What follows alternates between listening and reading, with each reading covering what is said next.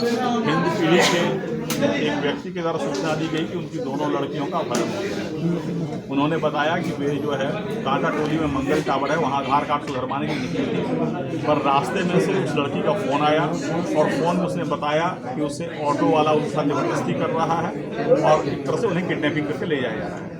दोबारा भी जो उनका ऑडियो आया उसमें था कि वो किसी जंगल में फंसी हुई है और वहाँ से उन्हें ट्रक का लाइट दिख रहा है। इस तरह की बातें आई जो बिल्कुल अपहरण की कहानी को बता रहा था। इस बात पर जो है एक SIT CPSP के नेतृत्व में मैंने गठित किया, जिसमें कोतवाली DSP, CP DSP, हमारे तकनीकी सेल के पदाधिकारी और बहुत सारे ऑफिसर, जिसमें हिंद पीढ़ी के पदाधिकारी और अन्य थाना के पदाधिकारी शामिल थे। और पूरी टीम ने बड़ी मेहनत और लगन से रात भर जो है जंगल, पहाड़, जो भी संभावित लोकेशन थे उसको सर्च किया। इस सर्च के दौरान जो भी इनपुट था उसके आधार पर किया गया, लेकिन जो निष्कर्ष है वो फलाफल हम लोग का शून्य रहा।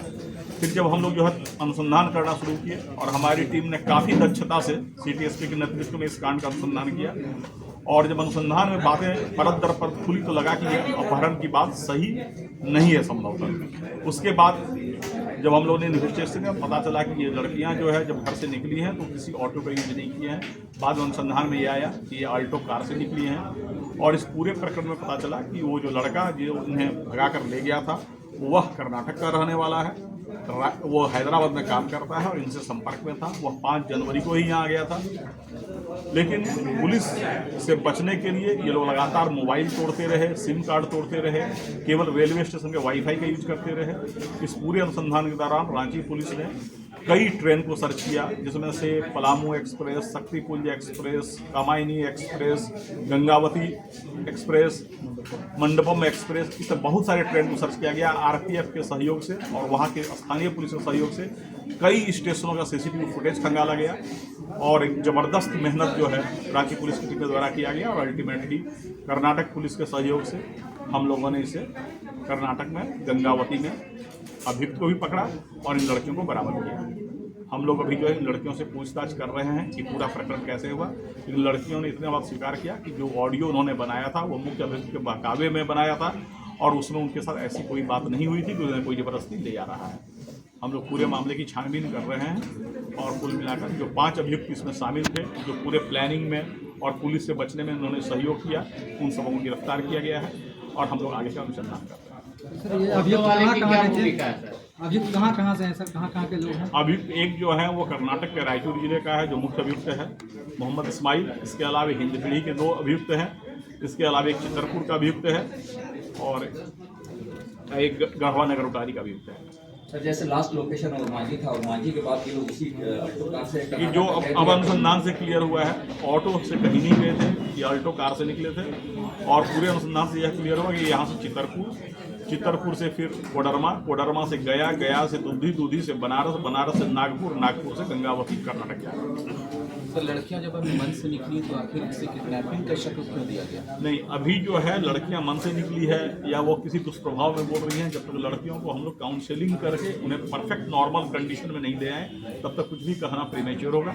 और दूसरी बात की, जिस तरीके से पूरे प्रकरण को रचा गया, झूठी बातें फैलाई गई, लड़कियों को लगातार उनके गार्जियन के कस्टडी से बाहर ले जाकर लगातार ट्रेन पर ट्रैवल कराया गया, ये अपहरण की ही बात है। सर जो ऑटो चालक है जिसके बारे में वायरल हो रहा था, या उनका कहना है कि मेरा मान सम्मान को ठेस पहुंचाया, मेरे से कोई ये भी नहीं लिया गया और उसका वायरल किया गया, हमको बदनाम किया, जिससे वो ऑटो वालों पर भी जो है विश्वास कम हुआ लोगों का। इस तरह उस बात की हम लोग छानबीन करेंगे, उस प्रकरण पर क्या क्या कार्रवाई। अभी हम लोग का मुख्य ध्यान अनुसंधान पर केंद्रित था, बाकी जो बातें फैली और अफवाह फैली उसके बारे में हम लोग अलग से छान। सर वापस लाने में कितना सहयोग रहा?